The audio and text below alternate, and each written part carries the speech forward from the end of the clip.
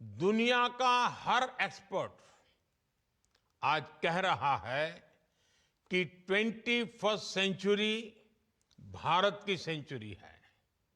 भारत अपनी ही नहीं, दुनिया की ग्रोथ को भी ड्राइव कर रहा है और इसमें हमारे एनर्जी सेक्टर की बहुत बड़ी भूमिका है।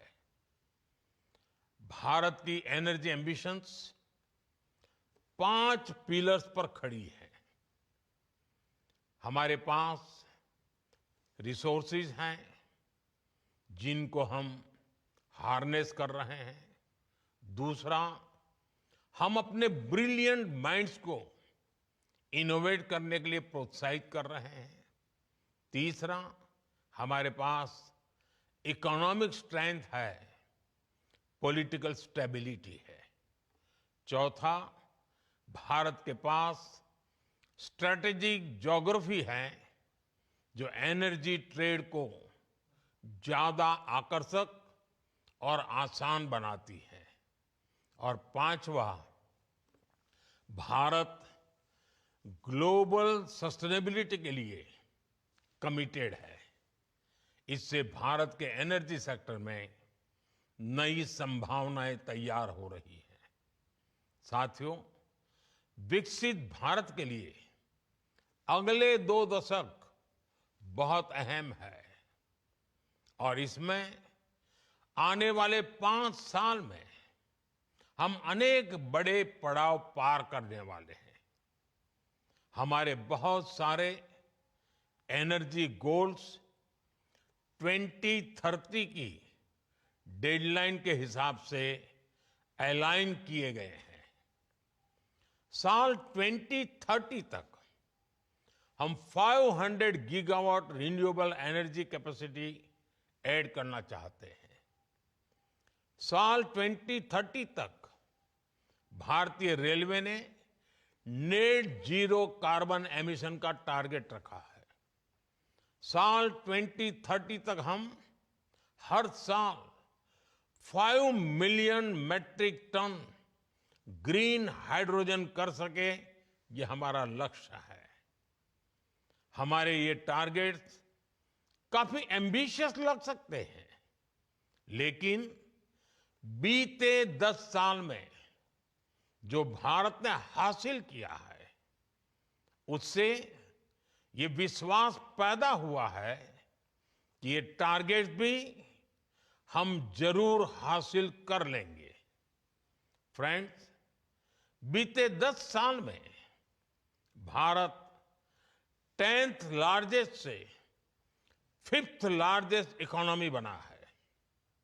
बीते 10 वर्षों में हमने अपनी सोलर एनर्जी जनरेशन कैपेसिटी को 32 टाइम्स बढ़ाया है।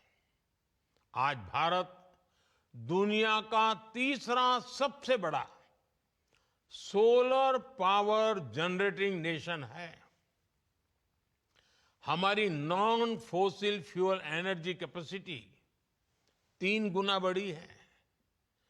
भारत G20 देशों में पेरिस समझौते के लक्ष्यों को पूरा करने वाला पहला देश है। भारत कैसे अपने लक्ष्य समय से पहले प्राप्त कर रहा है, इसका एक और उदाहरण है इथेनॉल ब्लेंडिंग। आज भारत 19% इथेनॉल ब्लेंडिंग कर रहा है।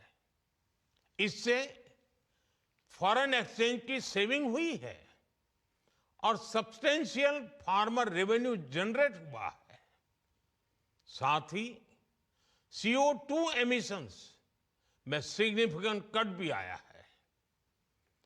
हम अक्टूबर 2025 से पहले ही 20% इथेनॉल मैंडेट अचीव करने की राह पर है। आज भारत की बायोफ्यूल्स इंडस्ट्री तेजी से ग्रो करने के लिए तैयार है। हमारे पास 500 मिलियन मैट्रिक टन्स का सस्टेनेबल फीडस्टॉक है। इंडिया की G20 प्रेसिडेंसी के दौरान ग्लोबल बायोफ्यूल्स अलायंस बना और लगातार एक्सपांड हो रहा है। इससे 28 नेशंस और 12 इंटरनेशनल ऑर्गेनाइजेशंस जुड़ चुके हैं। ये वेस्ट को वेल्थ में ट्रांसफॉर्म कर रहा है और सेंटर्स ऑफ एक्सीलेंस सेट कर रहा है।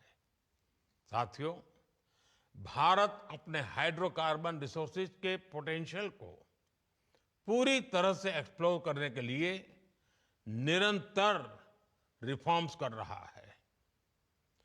बड़ी डिस्कवरीज और गैस इंफ्रास्ट्रक्चर के व्यापक विस्तार के कारण हमारा गैस सेक्टर एक्सपांड कर रहा है। इससे हमारे एनर्जी मिक्स में नेचुरल गैस का शेयर बढ़ा है। भारत अभी 4th लार्जेस्ट रिफाइनिंग हब है और हम अपनी कैपेसिटी 20% तक बढ़ाने में जुटे हैं। साथियों, हमारी जो सेडिमेंट्री बेसिन्स है, इसमें कई सारे हाइड्रोकार्बन रिसोर्सेज मौजूद है। इनमें से कई का पता चल चुका है और कई ऐसे हैं जिन्हें खोजा जाना बाकी है, जिनका एक्सप्लोरेशन बाकी है। इंडिया का अपस्ट्रीम सेक्टर और आकर्षक हो, इसके लिए सरकार ने open acreage licence policy OALP बनाई है। एक्सक्लूसिव इकोनॉमिक जोन को खोलना हो या सिंगल विंडो क्लियरेंस सिस्टम बनाना हो, सरकार ने इस सेक्टर को हर तरह से मदद दी है। Oil fields regulation and development act में हुए बदलाव के बाद अब स्टेक होल्डर्स को पॉलिसी स्टेबिलिटी, एक्सटेंडेड लीजेस और इंप्रूव्ड फाइनेंशियल टर्म्स की सुविधा भी मिलेगी।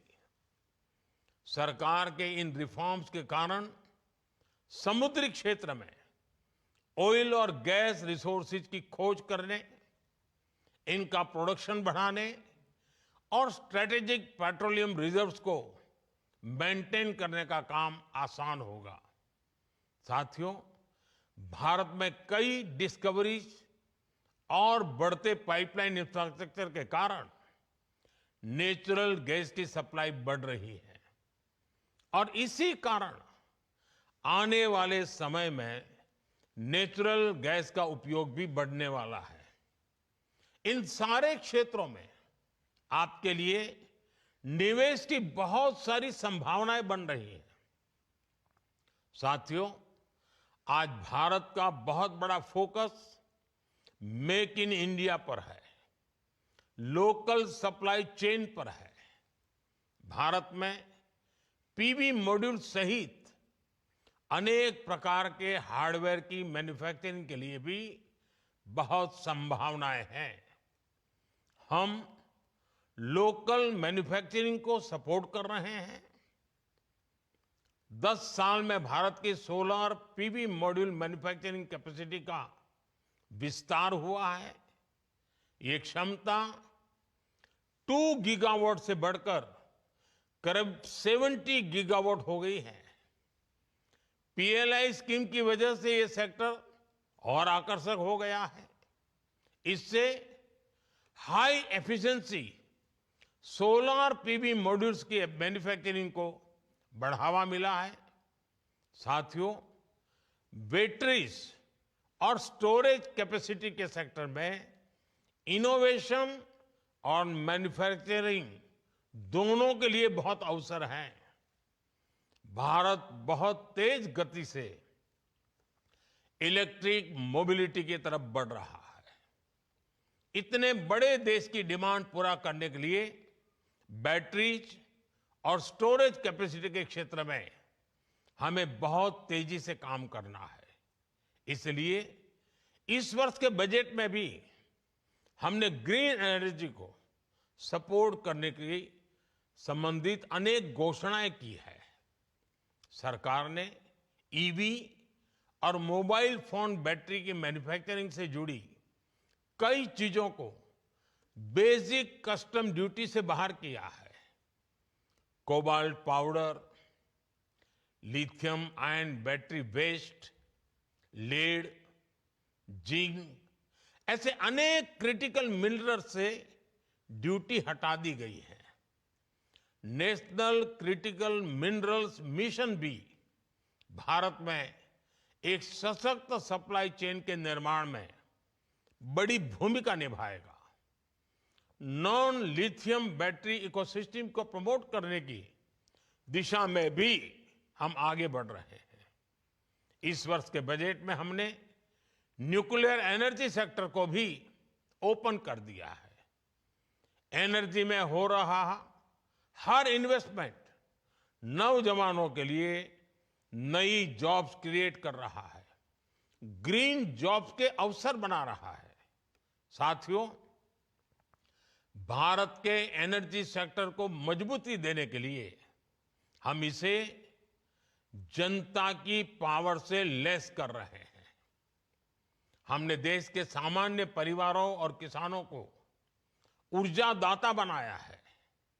बीते साल हमने पीएम सूर्यघर मुफ्त बिजली योजना शुरू की।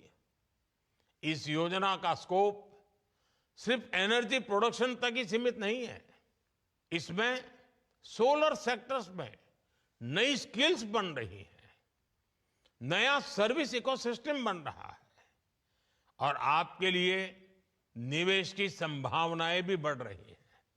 साथियों, भारत ऐसे एनर्जी सॉल्यूशंस देने के लिए कमिटेड है जो हमारी ग्रोथ को एनर्जाइज करें और हमारे नेचर को भी एनरिच करें।